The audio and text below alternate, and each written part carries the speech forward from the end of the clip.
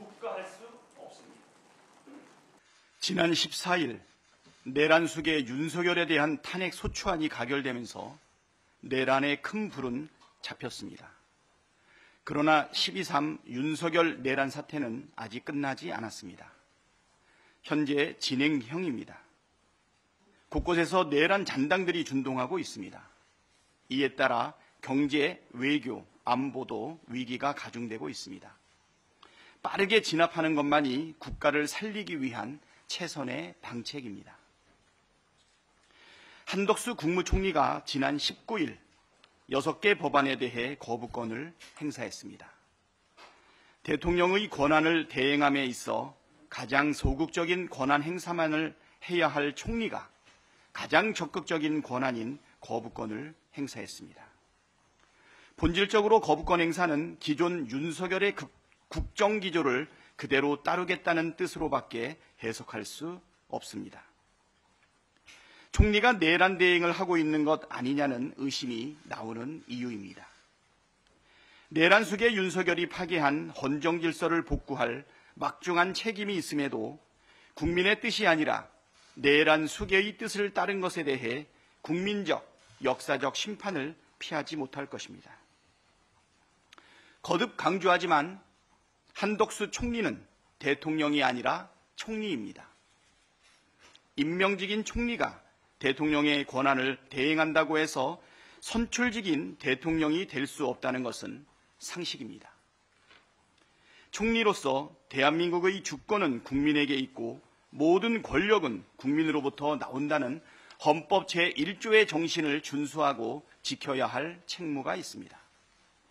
헌법을 파기한 윤석열이 아니라 헌법에 따라 국민의 뜻을 따르길 다시 한번 촉구합니다. 한덕수 총리가 해야 할 일은 국가 위기 상황 극복을 위해 총력을 다하는 것입니다. 이를 위해 내란 사태가 빠르게 종결될 수 있도록 필요한 조치를 취하고 국회와 힘을 합쳐 민생 경제 회복에 총력을 기울여야 합니다. 신속한 내란 사태의 종결을 위해서는 첫째, 상설특검 후보 추천 의뢰를 즉시 해야 하고 둘째, 내란특검법과 김건희 특검법을 즉시 공포해야 합니다. 셋째, 헌법재판관 임명 절차를 지연하지 말고 신속하게 진행해야 합니다. 특검은 한덕수 총리가 헌법과 법률을 준수할 의지가 있는지 국민의 뜻을 따를 의지가 있는지 확인할 수 있는 바로미터입니다. 우선 상설특검 후보자 추천 의뢰를 즉시 해야 합니다. 특별검사의 임명 등에 관한 법률에 따르면 특별검사의 수사가 결정된 경우 대통령은 제4조에 따라 구성된 특별검사 후보 추천위원회에 지체 없이 2명의 특별검사 후보자 추천을 의뢰하여야 한다고 되어 있습니다. 국무회의 의결 절차도 필요 없습니다.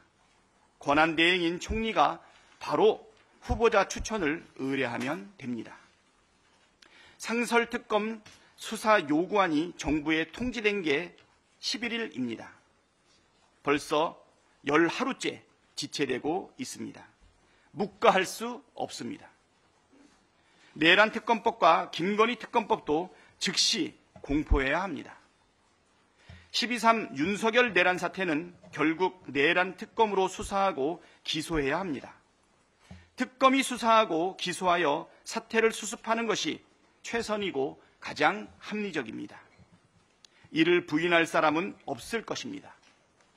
특검법 공포를 지체하는 것은 내란 가담자들에게 증거 인멸 시간을 벌어주는 행위일 뿐만 아니라 국가적 위기를 증폭시키는 반국가적, 반민국적 행위입니다.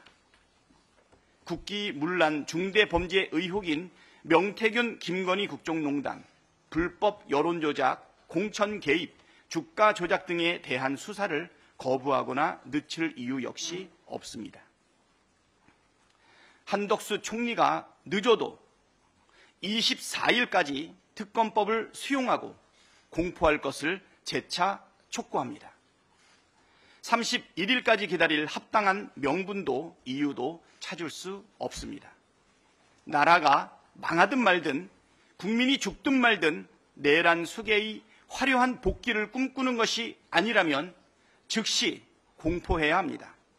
24일까지 상설특검 후보의 추천 의뢰 그리고 특검 공포가 이루어지지 않는다면 그 즉시 책임을 묻겠습니다. 네, 전자신문 최기창입니다. 네, 지금 탄핵안 말씀하셨는데 혹시 탄핵안을 낸다면 이제 본회의를 열고 보고도 하고 탄핵 소추안 표결을 해야 되는데 혹시 좀 스케줄은 좀 어떻게 예상하고 계신지 하고요. 그다음에 이제 제1당과 제2당이 국정안정협의체 구성을 지금 합의를 한 상태에서 총 권한대행 탄핵을 하게 되면 사실 그 부분이 좀 깨지는 면도 좀 있는데 그건 좀 어떻게 생각하시는지. 국정안정협의체를 구성하는 것과 탄핵을 시켜버리면 국정안정협의체가 무너지는 것 아니냐라는 우려이신 것 같은데요. 그래서 다음 후순위가 직무대행을 하면서 그 직무대행을 통해서 국정안정협의체를 이끌어 나가는 것들은 헌법에 있는 예정되어 있는 질서 체계이기 때문에 저희는 이 투 트랙이 전혀 지장이 없다 이렇게 생각하고 있습니다.